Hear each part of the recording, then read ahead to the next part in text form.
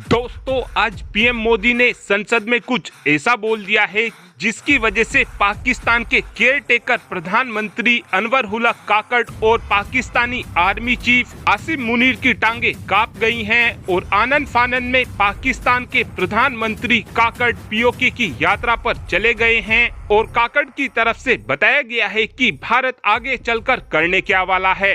पहले आप पीएम मोदी की इस स्पीच को सुनिए। हमारी सरकार का तीसरा कार्यकाल भी बहुत दूर नहीं है। आदरणीय अध्यक्ष जी, हमारा तीसरा कार्यकाल बहुत बड़े फैसलों का होगा।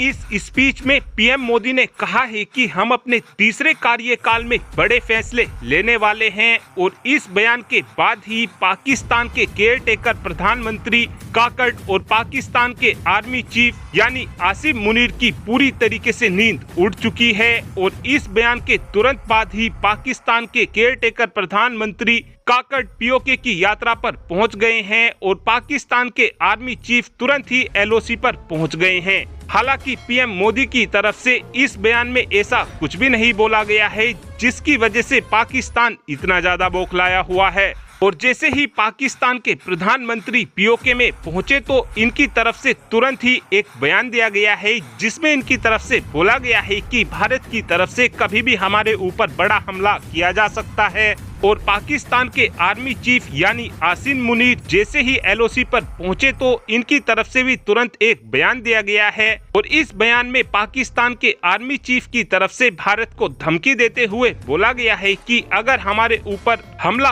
हुआ तो हम भी पूरी ताकत के साथ जवाब देंगे। इस समय पाकिस्तान के केयरटेकर प्रधानमंत्री अनवरुल्लाह काकड़ ने तो ये भी कहा है कि भारत हमारे कई इलाकों पर कब्जा करने की कोशिश में लगा हुआ है। और अनवरुल्लाह काकड़ तो इतनी ज्यादा बुरी तरीके से बौखलाए हुए हैं कि इनकी तरफ से तो ये तक बोल दिया गया है कि इस समय भारत गिलगिट बाल्टिस्तान पर पूरी तरीके से अपना कब्जा करना चाहता है। पर्सनली मुझे ऐसा लगता है कि अगर भारत की तरफ से ऐसा कुछ किया भी जाता है तो गिलगिट बाल्टिस्तान की जनता खुद ही अपनी सेना के ऊपर जूतों की बारिश करेगी, क्योंकि पिछले लंबे समय से गिलगिट बाल्टिस्तान के लोगों की यही मांग है कि हम भारत में शामिल होना चाहते हैं और इस बात को लेकर गिलगिट बाल्टिस्तान के लोगों की तरफ से लगातार प्रदर्शन भी किए जाते हैं। लेकिन आप खुद ही सोचकर देख सकते हैं कि पीएम मोदी की तरफ से एक बार भी इस स्पीच के दौरान पीओके का नाम तक नहीं लिया गया है और अगर पीएम मोदी की तरफ से इस स्पीच में पीओके का नाम ले दिया जाता तो पाकिस्तान की तो पैंट ही गीली हो जाती। साथ में आसिम मुनीर की तरफ से तो ये भी बोला गया है कि इस समय भारत चुपचाप कनाडा जैसे देशों में सीक्रेटली ऑपरेशन करने में लगा हुआ है और अगर इस समय भारत को रोकना है तो सभी देशों को एक साथ आकर भारत के ऊपर बने प्रेशर बनाना चाहिए। लेकिन अब ये देखना अहम होने वाला है कि पीएम मोदी तीसरे कार्यकाल में